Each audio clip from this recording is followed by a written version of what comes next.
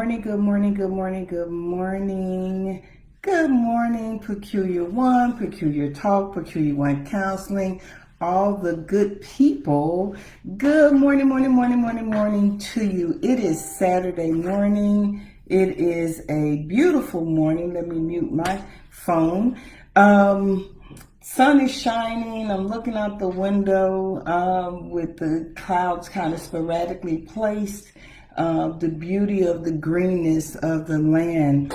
I just finished a session with a client, so I have some time between my next clients, and I was thinking about the month of July as we start heading into the fall, as we start heading into season changes, life changes, various transitions that's going on. What do you think about yourself? I'm just curious. What do you think, about yourself? A lot of times, there are people who, we have a tendency to hide in this mask. We have a tendency to pretend a lot. But a lot of times we find most people don't even like themselves, let alone love themselves. I was having an engaging conversation this past week with a couple of people, and one of the things that I was talking about is I'm in the process of really digging into writing my book, Making Progress. And we talked about the hierarchy of love and how that really impacts who you are as an adult. The first stage of the hierarchy of just life is the physiological stage. In childhood, we rely on those adult figures, those influencers, those older siblings, aunts, uncles, all those people to impart into us life, love, happiness, safety, security, so on and so forth. Self-esteem, positive affirmation and statements, just so much to build us on our foundation. Oftentimes, though, we don't get it. Just as a human race, we don't always get it. We don't always get those positive affirmations. We don't always get those statements of worth, of value, of validation, of love. We often talk about how the words "I love you" really weren't said because it was believed that it could only be an action that needed to be there only needed to be an action that was happening to invoke love. But the truth in the matter is you needed to hear the words. You needed to understand that love was more than just an action. It needed to be felt. It needed to be received. It needed to be planted. So as we were missing out on the planting, we were missing out on how we invoke love to ourselves. For example, I used to hear all the time, "Oh, you're yellow. Oh, you're the middle of the Oreo cookie. You're this and you're that," which is why I have a huge problem with colorism to this day, because I just think that we need to stop doing that because it inflicts self-hatred.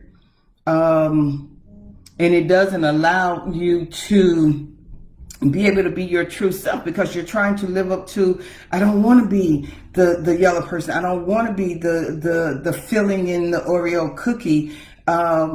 Or you have situations where back in my day, a little old, we were called red bones and yellow and all that kind of stuff. And it really planted seeds of no value. That even though your skin was lighter, it was an expectation that you used it, through sexual motivation and things of that nature. So those were part of the foundation building. I'll never forget sitting at a dinner table My mom and my aunts and all of them were around. And as you can see, I have naturally hazel eyes. And my aunt jokingly said, girl, you better learn how to make those eyes work for you and get you what you need. And my mother blew a gasket because part of what she wanted to teach was learn to be okay with who you are and not necessarily the physical attributes that would bring you things that you may not necessarily need to get entangled with. But it still didn't help with self-esteem building, still didn't help. A lot of people didn't realize it. I myself suffered with self-esteem issues in middle school and in high school. Yeah, I was a popular athlete, yada, yada, whatever. I still battled with self-esteem issues because I had heard most of my life, you're big, you're this, and you're that. Well, I wasn't big. I weighed 115 pounds in high school, but the big was misassociated with height. But I carried the baggage of the word big with me way into my adulthood because I did not know how valuable I was myself. So I started working on that because I decided I did not need to give anybody the power to define me. I did not need to give anybody the power to tell me what box to fit in, which is why I always talk about being peculiar, because we weren't born in boxes. We don't live in boxes, and you shouldn't allow anybody to put you in a box. You should be at a place in your life where you're starting to be more concerned and loving who you are. One of the ways you do that is through self-esteem conversations. You don't need anybody else to tell you that you're good. You're good. Wherever you are, whatever's going on in your life, you're good. I often say to people, I was okay with who I was because when my mother passed away, I had to stop and say to people, y'all remember Richie, but I'm Marcia. She a whole different creature. Don't keep remembering that little girl because she gone.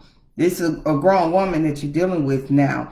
And they had to take a step back because they couldn't understand the correlation between the little girl that they once knew and the adult that they had never interacted with. And because of that, it created a little tension. But I stand my ground on my authenticity and my ability to be able to say, I'm cool with me. My goal today is to help others who are silently struggling with self-esteem, silently struggling with the lack of self-love and self-validation. My goal today is to help give you a voice to yourself, not necessarily the people around you, but for yourself. You have to be willing to speak to yourself. Baby, let me tell you. The only thing a cheerleader can do for you is cheer one way or the other. But if you can cheer for yourself and you can walk in your strength and walk in your power, things change. They truly do. They will change because the truth is that people are waiting to pounce on somebody's low self-esteem because that's a way to manipulate someone to doing what they want them to do. You don't need that in your life. If people can accept you the way that you are and what you bring to the table, it's typically because you hadn't started accepting yourself. See, when you walk in the light of who you truly are, you can walk in any room, you can move in any direction, you can do whatever it is that you want to do that's cool with you in order for you to progress where you're trying to be. Period. I remember going to Memphis one weekend and I had just flown back in from New York and had picked up a lot of shades and stuff like that. So we were joking around. We got to this club and we walked in with shades on and we started laughing. Me and my girls, we started laughing because we kept saying, how is it that one of the guys said, y'all done walked in here like y'all just really own everything around here, and y'all, the stuff, and we need to hook up with y'all. And it was hilarious because all it was some shades, and we walked in the space of being cool with ourselves. We weren't there trying to figure out who to pull or anything like that. We was there actually to enjoy ourselves. But I'm saying all that to say, when you walk in your space, when you walk in your own creativity and your own self-esteem, your own self-love, and your own self-validation, the only thing other people can do is to add on and enhance. Because the truth is those that will try to come in and knock you down from your self-esteem, from your self-validation, it'll be brushed off your shoulder like, girl, what? Because you didn't need them to build you up. You built yourself up. When you get up, wash your face, brush your teeth, put your clothes on, that kind of stuff, who are you getting dressed for? Who are you making your face up for? Who are you moving out the door for? Is it for yourself or for other people? It's a good question. Who do you put yourself in position to impress? It should be you. Because here's the thing, your strength is going to come from walking in a place of self-peace, high self-esteem, self-love, and self-validation. When you can walk into that, other people have no choice but to follow the guidance, follow the way that you treat yourself. When you talk bad about yourself, oh, I'm big, oh, I'm this, oh, I'm that, all that kind of stuff, yeah, they feel like they got a right to talk about it too.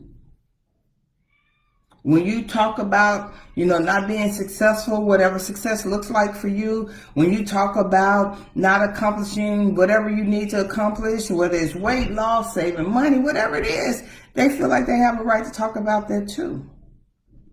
Flip the script. Take your power back. Change how that looks. It doesn't have to stay that way. I know that a lot of us suffer from parents and family not lifting us up as kids. And it hurt to not have the support, to not have that acclamation, to not have that ability to go to a safe place. But today, in a older state of existence, you have a right to share that with yourself. You have a right to walk in your place of esteem and validation. You have a right to say, I didn't get it as a kid, but I'm going to give it to myself now. I didn't understand what I was missing. I couldn't understand why people were treating me the way that they were treating me, or why I was treating myself the way that I was treating myself. But today, I'm choosing to walk in the completion of who I am. That's an authentic path. That's an authentic journey to getting to a place of self-love and self-validation. Never give your power away. And if you have, take your power back, right? In order for you to be able to show people how to treat you. Yeah, it's okay to show people how to treat you. It's okay to be able to say, I stand in a place that allows me to be re-empowered. Love on yourself today. Stand in the mirror. Remind yourself that you are valuable. You are worthy. You love yourself. You deserve to be loved. And you are absolutely phenomenal. Absolutely phenomenal. All right? Be easy with yourself. Take some time out today and just really sit and say, I'm good at who I am. I'm good at who I was, and I'm so looking forward to being my best self in the future. Y'all be easy. Thanks for taking time out to listen to me. As usual, if you need some assistance with counseling, check out peculiar1.com. You can always follow me on Facebook at Peculiar1. You can always follow me on Instagram at Peculiar1 Counseling. I look forward to more engagement and activities. Y'all be easy. Bye.